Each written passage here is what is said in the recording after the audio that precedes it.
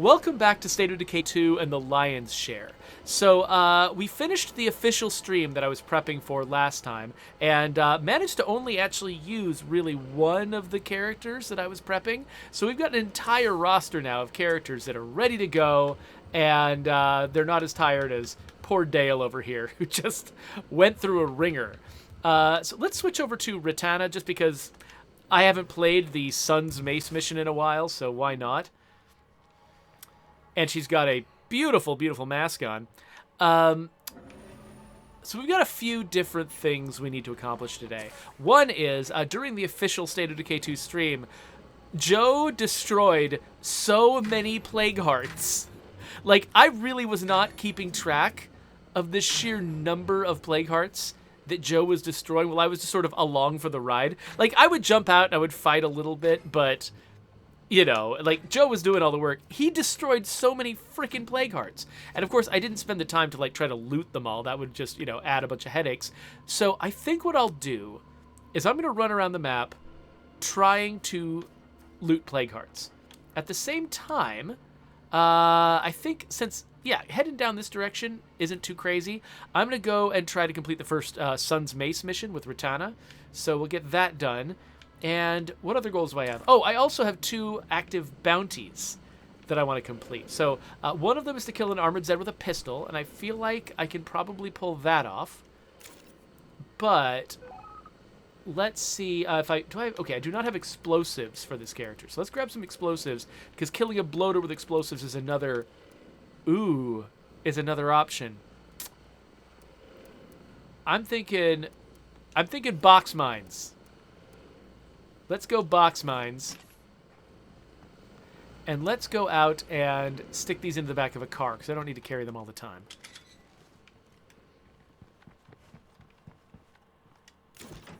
Another thing that probably would not be crazy for me to do, I'll just put that one in there, and I don't know. You know what? I'm not planning on firing this. I'm not planning on firing this big loud gun, so I'm not going to carry extra ammo for it. Do I need to have this? Maybe. I'm not going to. I want to save a bunch of room in my inventory for when I encounter these, you know, plague husks, and I want to clear them out again. Do I have... okay, so right here, I've got an outpost that I'm going to go right past. So I'm going to go hit this husk. Oh, and I can drop stuff off at that outpost. That sounds great. Then I'll go to the Sun's Mace mission. I'll come and clear out these husks and maybe take their stuff back to this outpost. When I get down here, I might actually try to claim an entirely new base. Because... oh, wait, no. I forgot. Sorry. I had it in my head that I was still at the starter base, but I'm not. I'm not at the starter base. I'm up here. So, no, I'm not going to change bases. This is a good base. I'm going to stay exactly where I am. So... cool. I should acknowledge, by the way, that I've got Awesome Twitch Dude, Raneth Gord, and Quintarius Quincy in my chat, hanging out with me. It's good to have you all here. And if anybody else is in the chat, feel free to announce yourselves. I'd love to say hi. But yeah, okay, so we're going to start with this one.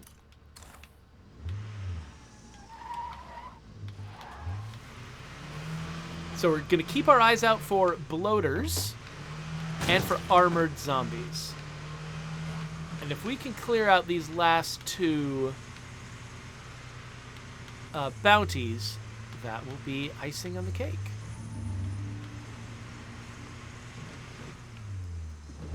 Some kind of red zombie, but it was not a bloater. Is this... yeah, this is the turn-off for this neighborhood. Hey there, Malator. Malator is also in the chat. Alright. Place looks deserted. It's a good sign. No glass in the windows. Also nice. Oh. Hello. Kill it. For real.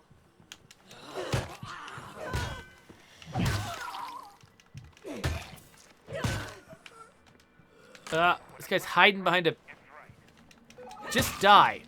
There you go. He's hiding behind the container. I couldn't execute him on the ground. Oh. Hearing some noises. What am I doing? Do I need all this stuff? Probably not. I'm actually here to search a plague husk. That's what I'm here to do. Another Dillinger Pattern 1911. I feel like we might have those a little bit overrepresented in our playing cards. I feel like I'm finding those a lot. I also am feeling like maybe I should try to get myself a Bandito. Because I do not have enough space for all the stuff I'm trying to carry around. I guess... I mean, once I find that bloater and I use those explosives on the bloater, that'll make some room. Malator says they haven't seen the Sun's Mace mission in a while, and it broke their heart the first time. Yeah, that was one of the more, emotional ones that I believe... I'm trying to remember who wrote this mission. I think it was Leah. I think Leah Rivera did this one. We ended up reshuffling them, and I ended up finishing the mission. But I think it was Leah who originally kept... Maybe not. I could be wrong. It could have been somebody else. Either way, it was a nice concept, and I ended up finishing up the scripting for it, but I didn't write the mission. I didn't tell the story. All right. Oh wait, that was my turn off right there. So we're gonna head over to the Sun's Mace mission, but also we're gonna drop off. Whoa, was that a... Did I just hear a feral coming after me? I think I did. I'm gonna drop off the stuff that I just picked up at that plague husk, because there's an outpost right next to the mission. And maybe I'll try to hit the outpost first, just to make sure that I've got enough space for everything. You two can shut your stupid mouths.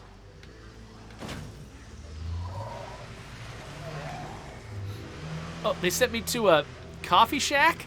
All right, sure. Oh, crap. Was that a bloater? Oh, there was a bloater I didn't see. Dang it. Wait, this isn't... No, I stopped in front of the wrong place. Let's go over here. Let's drop off the stuff that's in my inventory. Drop this off, and this, and this, and that, and this, and this, and that, and this. Great. Now we'll go and get another trip from the car. Ooh. I just realized the car needs a repair kit, which means I can use that repair kit and clear out more space in my inventory without wasting anything. Awesome.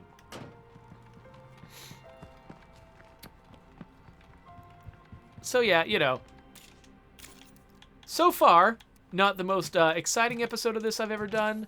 I'm mostly running around, cleaning stuff up, but that's okay. Drop that in there, and now let's go look for my son's mace. Is it over here? In this bag? This mysterious bag? Found it. Oh, here's a note. Scrawled on a water-stained piece of notebook paper. I don't know whose mace, Smudge. Consider this an IOU. If you ever come looking, Smudge, it saved my life, and the Smudge, my friends. If my luck holds, I'm still Smudge. Read this, in which case I owe my life to you. If you can find me, you can have it back. The note includes an address, but it's blurry and illegible. News at 11. Everything sucks. You know what? Now that I read that, I'm like, you know what? I think I might have actually written more of this mission than I remembered. So yeah, okay. So basically, I was looking for a mace. Like apparently, my character had a son who was into like Renaissance fairs and stuff. My son had a mace that he really liked, and I lost him and his mace, I think, at some point during like early on in the outbreak, and so I went to go back to try to find it as a sort of a memento to remember my son by. What am I doing? I should actually just drop the stuff off in the outpost. But what I found was a note that said somebody else found the mace, and they realized that it was somebody's special belongings, and so they felt bad about taking it, but they really wanted to leave a note and say, hey, finding this mace really saved my life, so, you know, if you're missing it, I'm sorry, but this really made a difference to me, and if you want it back, feel free to come and get it from me. And so there's an implication here that there is, you know, a person out there somewhere who's got the mace, who I can find. So, wait, what am I doing? Running back to the car when I should be running to the supply locker.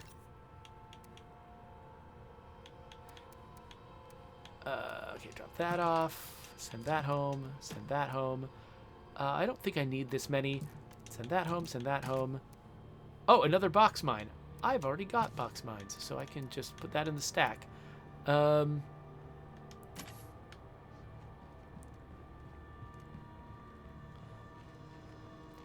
So Awesome Twitch Dude wants to know, referring to another personal arc, is Eagle Eye actually a character in the game? Eagle Eye is the sniper loot mission sort of star. And so we never actually made Eagle Eye. There were actually, we kind of debated up front whether to give characters like that actual names. Chief Jackson, Eagle Eye, Prepper Ant didn't get a name. The son who has the mace didn't get a name. But basically the writing team was concerned that it was difficult to write natural dialogue and messages and objectives for our characters if they couldn't ever name these what the heck? Nope. Nope. If they couldn't ever name the characters. Because, when you're talking about somebody and you know their name, you just say their name. You don't keep, describing them using really vague language. You just say their name. And so it's hard to naturally write that stuff without naming the characters. But knowing that these missions were going to be repeated, it was weird to have them always be about the same characters, to have it always be about Chief Jackson and always be about Eagle Eye. With Eagle Eye, we tried to at least give them a nickname, so it didn't feel like it was necessarily always the same character, but, it's the same character. But one thing, the actual answer to Awesome Twitch Dude's question is, no, they were never made as characters in the game, like physical characters that could walk around. Ranithcord points out one exception, which is the Prepper Ant, who, because you find her dead body, we do need to actually make her as a character in the game. I don't think we put a lot of effort into, making her be a particular person or look a particular way or have particular traits because she just dies immediately. And yeah, we basically spawn her entirely to kill her. She is only spawned to generate a dead body for the mission. Oh, gosh. Okay.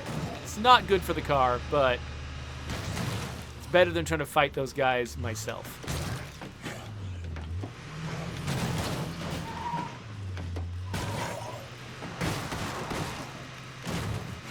Hi, I'm an excellent driver.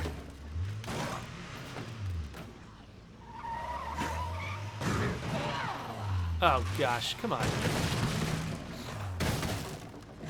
So wait, is the feral still up? There we go. It is difficult to kill a feral with a car. That's kind of rare. But, oh, get off. Okay, now the car is in worse shape than it was before. But, well, no, it's not. I thought it was smoking for a second, but it's just dark outside. I can repair it, though, because I do... I think I found... Oh, maybe I didn't find a repair kit. Oh! Hey, Tiger KDM just raided with a party of 6. Welcome to my channel, Tiger. Oh, right. I keep forgetting. We're just completely overdoing it on the supplies. And one thing I've been trying to do is turn a bunch of my materials. It's materials that I'm mostly over on. Turn a bunch of my materials into parts. I need to keep that going if I want it to work. Oh, what am I doing? I just realized I meant to go and drop off my stuff before coming here, and I failed. So I guess we're gonna go back to the outpost. Drop this stuff off. That was the wrong exit.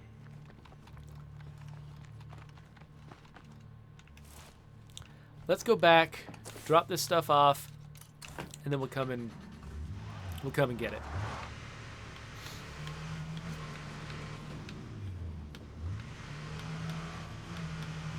So, Zavigo, I think is how to say your name. They just showed up and told me that Tiger, who just came in here, is a famous streamer of State of Decay. Actually, what they said is that Tiger is a famous streamer of Decay. But I'm pretty sure you meant State of Decay. I mean, I don't know. There's a lot of games out there with Decay in the title. In fact, just earlier today, I was streaming a game called Nightmare of Decay, which is a little bit confusing because, of course, State of Decay 2 has a nightmare mode. And so, like, one of my followers was trying to Google Nightmare of Decay to find stuff out about it, but was only able to find information on State of Decay when they Googled.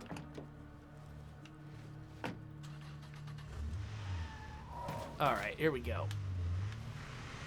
But yeah, good to have you here, Tiger KDM. Thanks for coming in.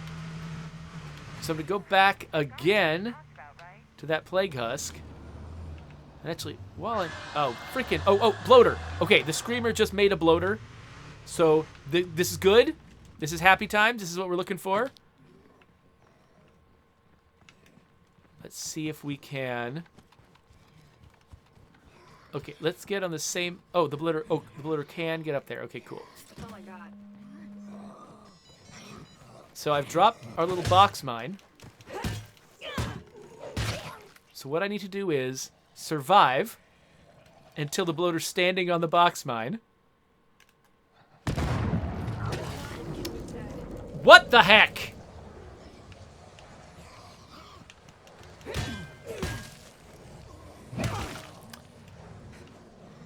Yeah, okay. That's a problem. It's a problem they face all the time, trying to kill bloaters with explosives.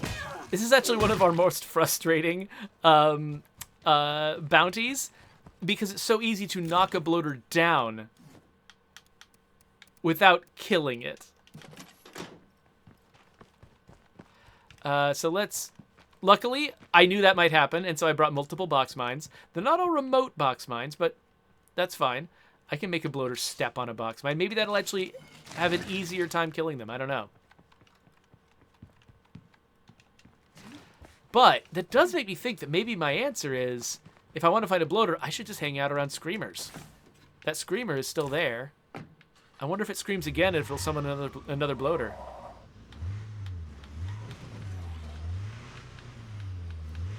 So, Zavigo is pointing out that Tiger just wanted to come and greet the creator of this wonderful game. Thank you for calling it that. I would not call myself the creator of it. I was on the team, and I think I played an important role on the team, but I would definitely not credit myself as being any kind of sole creator of the game. If you want to sort of, say who created the franchise, you probably would chalk that up to Brant Fitzgerald and Doug Williams, who had the original idea. They get a ton of credit for that. And then beyond them, it's like it's just been a team activity the entire time. Like we've been, it's been lots of people collaborating together to make this happen. Not without any one person sort of being the dominant voice, which is good. I think that's, you can kind of tell that about the game. This game, it feels like it's made for a lot of different perspectives and for a lot of different kinds of players, and that comes from it being a thing that was built by a team.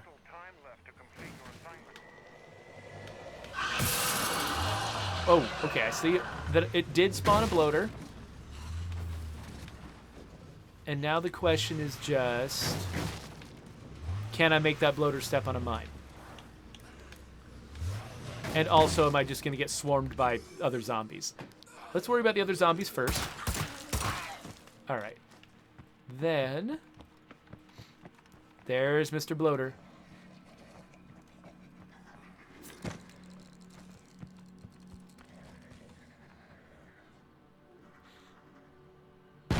There we go. Okay, so I think that the mine that is triggered by pressure is actually the better option for bloaters, because they have to be literally stepping right on top of it. It's hard for the person who triggered the mine not to be very affected by the mine. That's my guess anyway. I mean, I did not make these explosives. I'm not exactly sure how they work under the hood. That seems like a reasonable interpretation to me, though.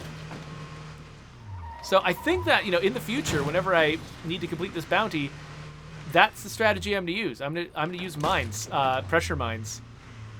Also, I'm going to get shot at by hostile humans. just not wanting to deal with that right now. Maybe we'll deal with that later. I don't know. All right. So, oh, armored zombie. Armored zombie. Armored zombie. That's the other bounty I've got.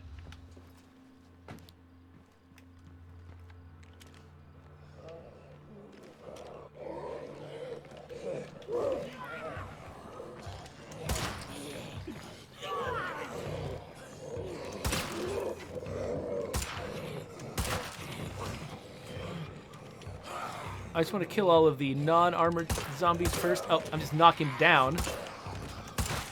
Oh, gosh! Hey, jerk. I can't keep this up.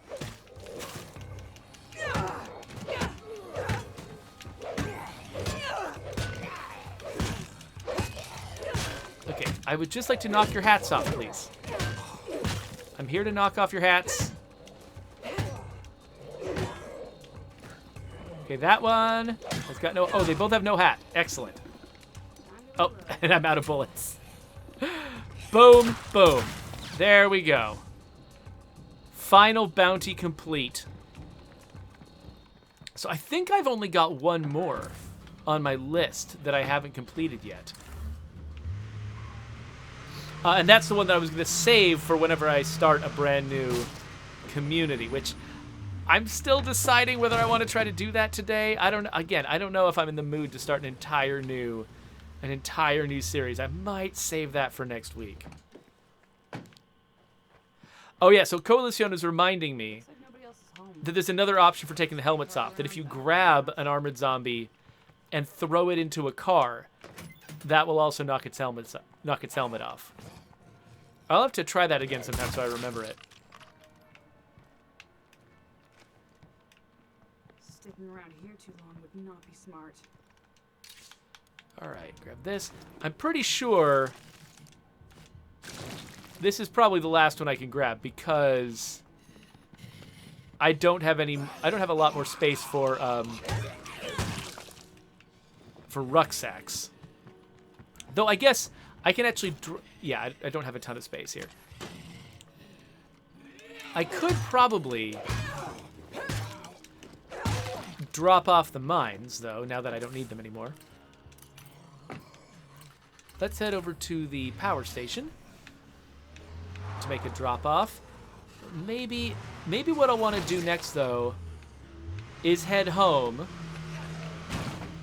with the spoils of my bounties. Like, and also my, rucksacks. So let's head down this way. This is probably not the smartest way to go, but we were talking on the official stream about how fun it is to drive in this game after the retuning of vehicles that Dan Mode did. Was it last year? Was it longer ago? I don't even remember how long ago it was. But he retuned the cars, and this was actually the first car that he retuned. The car was sort of the prototype. Like, he built this new car. Like, this style of pickup was a new style of pickup that the game didn't originally ship with. It's a little smaller than the standard pickup. But he created this as basically like a proof of concept. He's like, okay, everybody drive this car, see how it feels. This is how I want to make all the cars. And we drove it, and it was great, and we loved it. And that's why he was able to go through and then, retune all the rest of the cars, because we had a proof of concept that we knew was going to be good. So that's how a lot of stuff works in game development, is that, somebody needs to, like, if you're going to invest a lot of time and money in something, the first thing, people want to see some kind of evidence that it's going to be a good idea. And so being able to show something up front as, like, prototype it, build some version of it that convinces people that it's going to be fun. And then you get the chance to actually build it.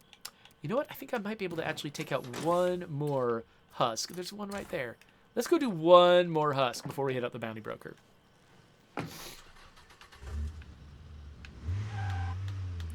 Quintarius Quincy says, my anniversary present to State of Decay 2 is almost ready.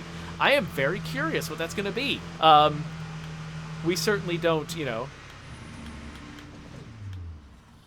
ask for prizes. If it's some kind of, like, video or whatever, that sounds great. I don't know. I'm sitting here making stuff up.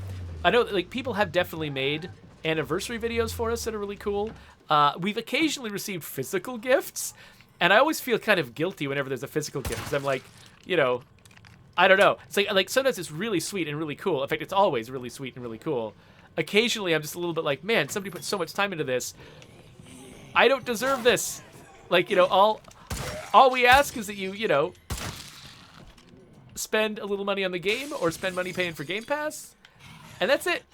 We don't need anything else. Whenever somebody does make some weird, cool thing as sort of a, whether it's something like a video or whether it's something like a physical object, it always makes us feel, I don't know, humbled by people's generosity, I guess.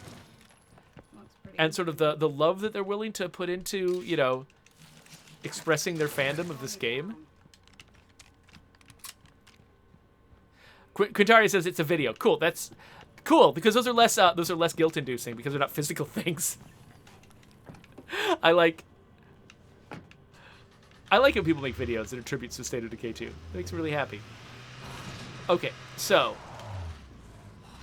I'm still close to an outpost. Let's drop off all this stuff and then let's go collect our bounties after this. Oh, there was a bloater. Actually, finding a bloater on the ground might be another good way to complete that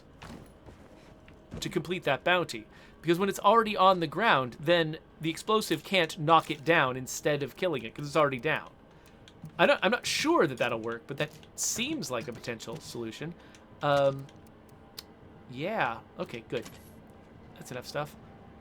Let's go get some bounties. Oh, hello, everyone.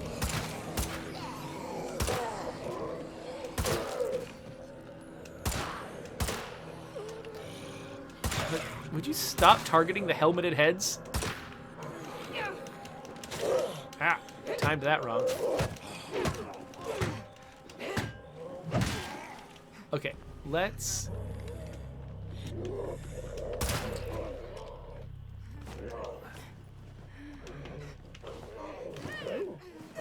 Oh, I don't have enough stamina. Hold on, here we go.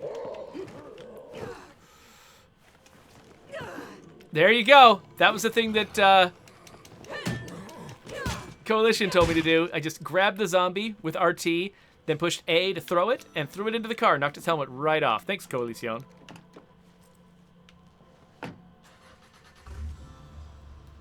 Coalition says, I wish I was rich enough to take like $100,000 and donate it to keep State of Decay 2 going.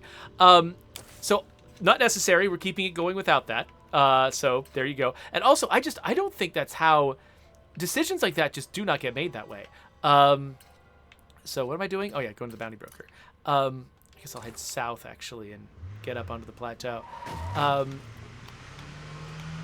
You know, I think Microsoft doesn't even like have a way to process the idea of someone donating money to try to get them to do something. They're making purely, you know, business decisions, which are sometimes financial, but sometimes it's other stuff. Sometimes, you know, people will make a game that is not going to turn an immediate profit, but they have some other purpose in mind. Reputation building, for instance, you know, can be a valuable thing. Or like putting an unmissable game on a platform so you can sell that platform. And so there's already a complicated decision-making process. I don't think you were very serious, obviously, La Coalition, but I think that, I don't think they would have a way to process a payment like that. They'd be like, oh, thanks, but you can keep it. We'll make our business decisions on our own, probably. I imagine what their feelings would be. But luckily, you are doing the thing that it takes to keep State of Decay going already, Coalition, which is you've built a network of fans in Mexico who love this game and who play it all the time. And that's actually how Microsoft makes these decisions. They let us keep supporting State of Decay 2, and I mean, partly they let us do it because they want us to make our own decisions. They don't actually step in and like control what we do very often. They care about what we do, but you know, as long as we're making sound decisions, they don't interfere. They don't like have a bunch of like, you know, people bearing down on us, making us do things. You know, like Philip, the head of our studio, is the one who gets to make these decisions. He's the one who's deciding to keep State of Decay 2 going. I think if he went off the deep end and did something crazy that was going to absolutely tank the company, Microsoft might step in, but he's not doing that. So, but yeah, so the thing that's driving, a lot of Philip's decisions are things like, there are still lots of people playing State of Decay 2. In fact, our audience keeps growing. And so what you're already doing, like Coalition, without the money, you're giving us the people. And you're spreading the news about the game. You're building people's excitement and commitment to the game. And that is what is justifying us continuing to support this game long term the way we have. Coalition asks, how much State of Decay clothing could $100,000 add? Well, basically, what you'd be doing is like, oh, somebody's leaving. Too bad. You'd be paying the salary of a character artist for a certain amount of time, I guess. It's complicated estimating, like, because you could imagine, oh, well, if you're paying a character artist $100,000 a year and I give you $100,000, that'll pay for a year of their time. But it's not quite that, because the salaries and everything, there's also benefits. There's also like the space in the office that's required by a certain number of people. There's all kinds of different things that make hiring someone expensive. So it's hard to actually calculate if you actually if for some reason it worked that way, and you gave us money, and we decided that because you gave us money, we were going to develop a certain amount more of State of Decay 2. The calculation of how much State of Decay 2 a certain amount of money would buy is actually just really complicated, and not my field. I'm in game design and not in, production, logistics, finance, that sort of thing. So I probably actually couldn't. I'm not the one who could figure it out, even if that was a thing that people did. Radithcord pointed out that one thing you could do is buy like 4,000 copies of State of Decay 2 and then hand it out to people to get more people playing it. That's true. Though, again, you'd end up with kind of the Game Pass situation. They were like, because people got it for free, or at least for no additional charge, their commitment level to it might be very low. And that might end up being sort of a like a player who plays for a little bit. It might help for a short time, but it's, building communities around State of Decay 2 that I think keeps people playing the game for far longer, with a greater commitment than simply handing out copies of it. Though handing out copies certainly helps. It's not the biggest determinant. What have I done? I've gone the complete opposite direction from where I should go. Okay. I don't know what I did, why I did it that way, but we're going back this way, and we're going to actually make it home. Partly because I've got like 10 minutes before I have to go. So we should wrap this up, and I will come back after my 3 o'clock meeting to play a little bit more and run around collecting the rest of the crap from the rest of these plague husks. Ooh, one thing I should do before I get home is make some more parts.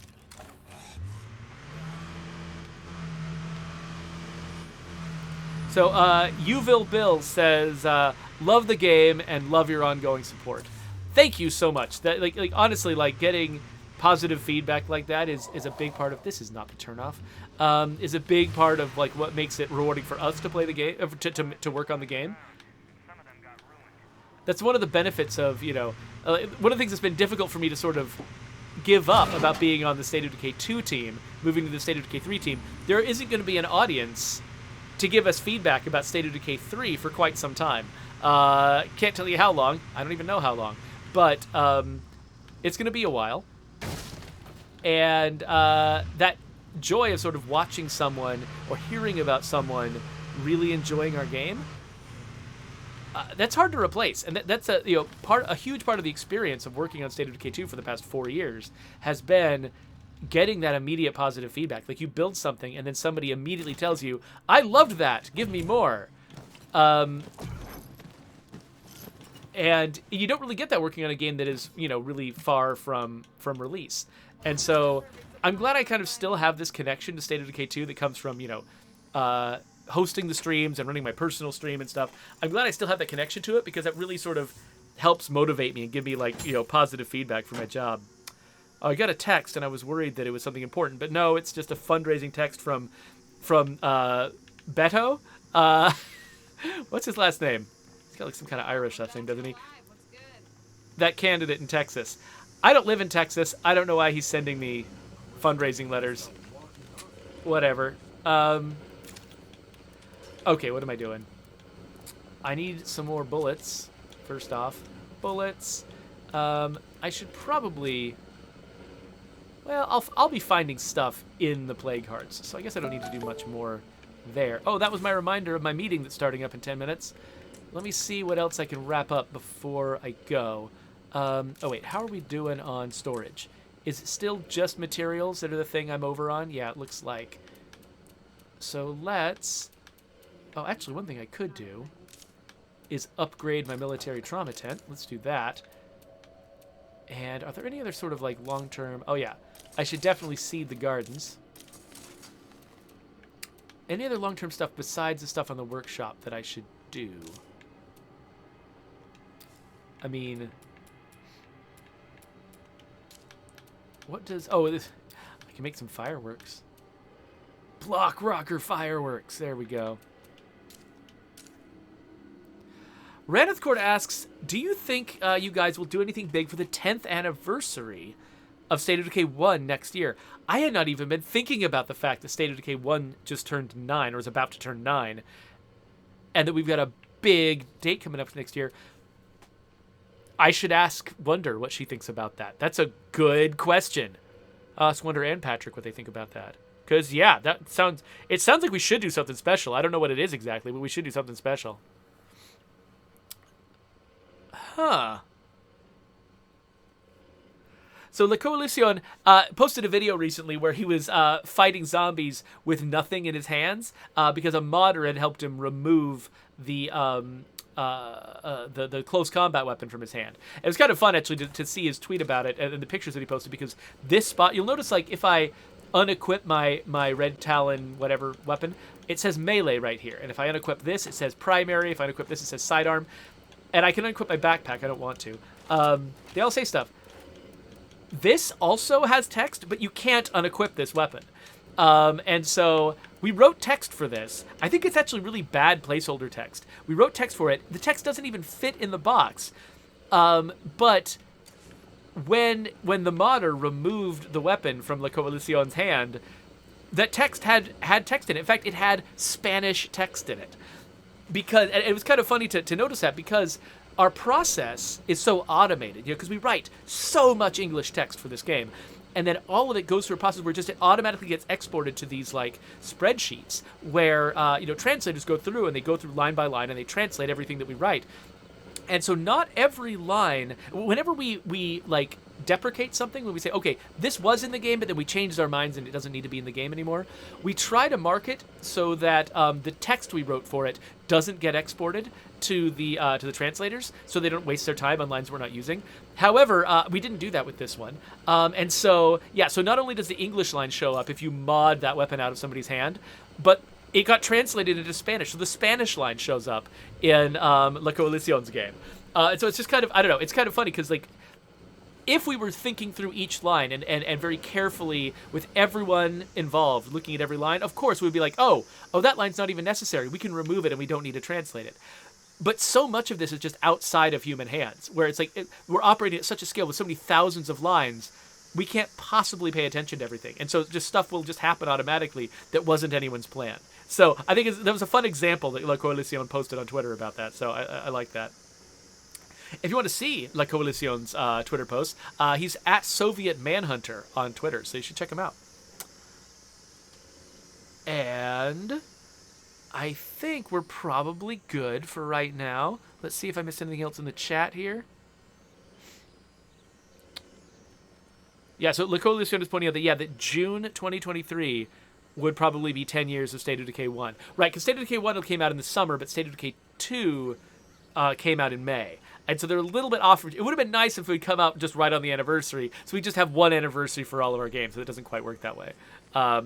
Time decided to flow a different way on that particular one. So, okay, yeah, I've got 5 minutes to my meeting, so I should get out of here. But thank you all for hanging out with me, and I'm going to be back in, like, I don't know, 40 minutes, something like that. I don't know. We'll see what I have to do. But yeah, I'll be back to stream a little bit more State of Decay later. And if you're watching this later on YouTube, you don't have to wait, because the videos are going to be right there. So you can click on that and keep going. Or if you're watching the playlist, maybe that'll just happen automatically.